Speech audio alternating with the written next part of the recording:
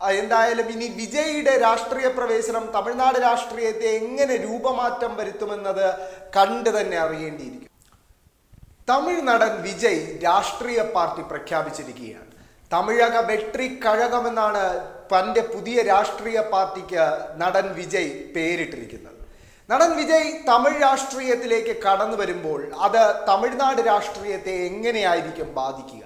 പ്രത്യേകിച്ച് തമിഴ്നാട്ടിൽ നിലവിലുള്ള രണ്ട് പ്രധാനപ്പെട്ട മുന്നണികളെയും തമിഴ്നാട്ടിൽ ഒരു കളം പിടിക്കാൻ പരമാവധി ശ്രമങ്ങൾ നടത്തുന്ന BJPയെയും അതെങ്ങനെ ബാധിക്കുമെന്നാണ് നമ്മൾ പരിശോധിക്കുന്നത്. വിജയ് തൻ്റെ രാഷ്ട്രീയ പാർട്ടി പ്രഖ്യാപനത്തിനൊപ്പം തന്നെ ചില ലക്ഷ്യങ്ങളും പ്രഖ്യാപിച്ചിട്ടുണ്ട്. അതിലേറ്റവും പ്രധാനപ്പെട്ടത് 2024 ലോക്സഭാ തെരഞ്ഞെടുപ്പ് അല്ല തൻ്റെ ലക്ഷ്യമെന്നും 2026 തമിഴ്നാട്ടിൽ നടക്കാനിരിക്കുന്ന നിയമസഭാ തെരഞ്ഞെടുപ്പാണ് തൻ്റെ ലക്ഷ്യമെന്നും വിജയ് വ്യക്തമാക്കിയിട്ടുണ്ട്.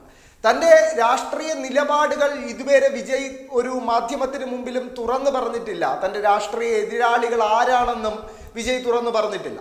പക്ഷേ തൻ്റെ നിലപാടിനെ സംബന്ധിച്ച് ചില സൂചനകൾ തൻ്റെ പ്രസ്താവനയിൽ വിജയ് നൽകുന്നുണ്ട്. അതിൽ വ്യവസ്ഥാപിത രാഷ്ട്രീയ പാർട്ടികളെ, തമിഴ്നാട്ടിലെ വ്യവസ്ഥാപിത രാഷ്ട്രീയ പാർട്ടികളായ DMKയെയും AIDMKയെയും രൂക്ഷമായി വിമർശിക്കുന്ന വിജയ് BJPയെ ഉന്നം വച്ചുള്ള ചില വിമർശനങ്ങളും അതിൽ ഉൾപ്പെടുത്തിയിരുന്നു. അത് ഇങ്ങനെയായിരുന്നു: നമ്മളെ ജാതിയുടെയും മതത്തിൻ്റെയും പേരിൽ വിഭജിക്കാൻ ശ്രമിക്കുന്ന വിഭജന രാഷ്ട്രീയ സംസ്കാരത്തിനെതിരെ പ്രതിഷേധിക്കണമെന്നായിരുന്നു വിജയുടെ പ്രസ്താവന. അപ്പോൾ വിജയ് തമിഴ് രാഷ്ട്രീയത്തിലേക്ക് കടന്നു വരുമ്പോൾ അത് ആർക്കാണ് നഷ്ടമുണ്ടാക്കുക, ആർക്കാണ് നേട്ടമുണ്ടാക്കുക? ഒന്നാമതായി നമുക്ക് DMKയുടെ കാര്യം പരിശോധിക്കുകയാണെങ്കിൽ തമിഴ്നാട്ടിലെ ഭരണ മുന്നണിയാണ് DMK നേതൃത്വം കൊടുക്കുന്നത്. തമിഴ്നാട്ടിലെ കോൺഗ്രസ്, കമ്മ്യൂണിസ്റ്റ് പാർട്ടികൾ, VCK പോലെയുള്ള ദളിത് പാർട്ടികൾ, അങ്ങനെ ഒരു വലിയ മുന്നണി സംവിധാനമാണ് DMK മുന്നോട്ട് കൊണ്ടുപോകുന്നത്. അതുകൊണ്ട് തന്നെ തമിഴ്നാട് രാഷ്ട്രീയത്തിലേക്കുള്ള വിജയുടെ കടന്നുവരവ് DMKക്ക് പ്രതീക്ഷയ്ക്ക് വക നൽകുന്നതാണ്, അല്ലെങ്കിൽ ഗുണം ചെയ്യുന്നതാണ് എന്ന് പറയാൻ സാധിക്കും. കാരണം വിജയ് എന്തായാലും DMKയുമായി ഒരു സഖ്യത്തിൽ മത്സരിക്കുന്ന സാധ്യത ഉണ്ടാകില്ല.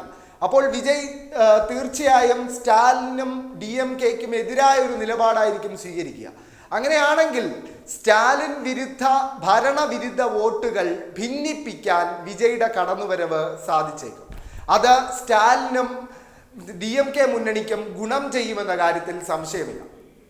ഇനി AIDMKയുടെ കാര്യം പരിശോധിക്കുകയാണെങ്കിൽ AIDMK അതിൻ്റെ കാലഘട്ടത്തിലെ, അതിൻ്റെ ചരിത്രത്തിലെ തന്നെ ഏറ്റവും വലിയ തിരിച്ചടികൾ നേരിടുന്ന കാലമാണ്.